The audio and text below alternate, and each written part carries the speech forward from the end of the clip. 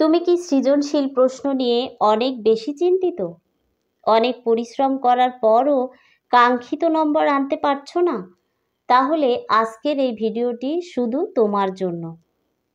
সুপ্রিয় শিক্ষার্থী বন্ধুরা, আশা করি সকলেই ভালো আছো, সুস্থ আছো। আমরা আসলে সকলেই চাই পরিশ্রম অনুযায়ী ফল পেতে, কিন্তু এমন অনেকেই আছে যারা এমসিকিউতে অনেক ভালো করে কিন্তু সৃজনশীলে অনেক পিছিয়ে।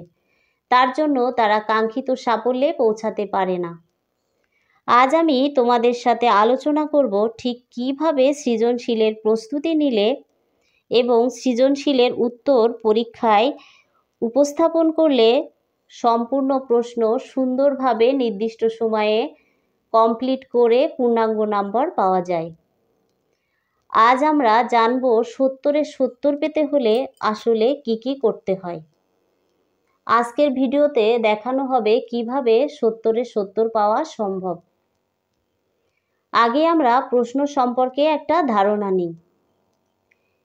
1 নম্বর, একটি প্রশ্নের পূর্ণমান যত তত প্যারায় উত্তর করতে হবে। 2, মোট 11টি প্রশ্ন থেকে 7টি প্রশ্নের উত্তর করতে হবে। এখানে গদ্য অংশে 4টি প্রশ্ন থাকবে, সেখান থেকে ন্যূনতম 2টি প্রশ্নের উত্তর করতে হবে। পদ্য অংশে 3টি প্রশ্ন থেকে ন্যূনতম 2টি উত্তর করতে হবে। নাটক অংশে 2টি প্রশ্ন থেকে ন্যূনতম 1টি প্রশ্নের উত্তর করতে হবে এবং উপন্যাস অংশ 2টি প্রশ্ন থেকে ন্যূনতম 1টি প্রশ্নের উত্তর করতে হবে। এছাড়া প্রতিটি অংশ থেকে ন্যূনতম সংখ্যক প্রশ্ন উত্তর করার পর যে কোনো অংশ থেকে যে কোনো একটি প্রশ্নের উত্তর করলেই মোট 7টি প্রশ্নের উত্তর করা হয়ে যাবে। এই হচ্ছে 7-10-70। প্রতিটি প্রশ্নের মান 10, মোট 70। 3, সৃজনশীল প্রশ্নের ইনস্ট্রাকশন, উত্তর এবং সময় কতটা নিয়ে লিখতে হবে সেটা। জ্ঞানমূলক বা ক নং প্রশ্ন, এখানে সময় 1 মিনিট আর লেখার পরিমাণ 1 বাক্য। অনুধাবনমূলক বা খ নং প্রশ্ন, সময় 1 মিনিট, লেখার পরিমাণ 2 প্যারা। প্রয়োগমূলক বা গ নং প্রশ্ন, নির্ধারিত সময় 6 থেকে 7 মিনিট, লেখার পরিমাণ 3 প্যারা। উচ্চতর দক্ষতামূলক বা ঘ নং প্রশ্ন, 10 থেকে 11 মিনিট, লেখার পরিমাণ 4 প্যারা। অর্থাৎ একটি সৃজনশীল প্রশ্নে ক, খ, গ, ঘ 4টি সম্পূর্ণ উত্তর করতে সর্বোচ্চ সময় নেওয়া যাবে 20 থেকে 21 মিনিট।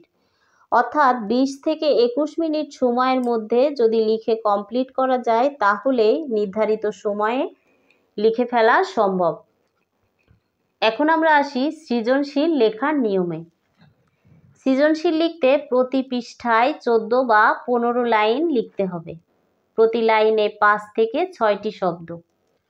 প্রতি সিকিউ এর জন্য 21 মিনিট বরাদ্দ থাকবে। ক নম্বরে 1 মিনিট, খতে 5, গয়ে 7 এবং ঘয়ে 8 মিনিট। এই মোট 21 মিনিট। এখন কোন পদ্ধতি অবলম্বন করলে আমরা কত নম্বর পেতে পারি সেটা দেখি।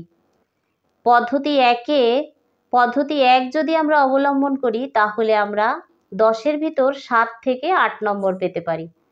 পদ্ধতি 1-এ বলা হয়েছে ক প্লাস খ মিলে 1 পেজ, গ 1 পেজ, ঘ 1 পেজ লিখলে আমরা 7 থেকে 8 নম্বর পেতে পারি।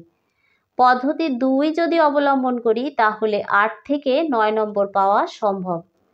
এখানে ক প্লাস খ মিলে 1 পেজ, গ 2 পেজ, ঘ 3 পেজ। এভাবে লিখলে আমরা 10-এ 8 থেকে 9 নম্বর পেতে পারি।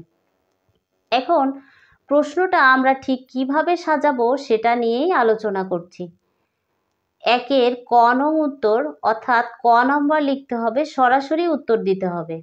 কে কি কার, অর্থাৎ এক কথায় প্রকাশের মতো কে কি কার উত্তর দিলেই হবে। 1-এর খ নং প্রশ্নের উত্তর সরাসরি মূল উত্তর দিতে হবে, অর্থাৎ কে, কোথায়, কেন, কোন অবস্থায়, কোন প্রেক্ষাপটে, কিভাবে হয়েছে তারই সংক্ষিপ্ত ব্যাখ্যা দিলেই হবে, এখানে অতিরিক্ত লেখার কোনো প্রয়োজন নেই। উদাহরণ, সাদৃশ্য, পার্থক্য এগুলা কিছুরই প্রয়োজন নেই।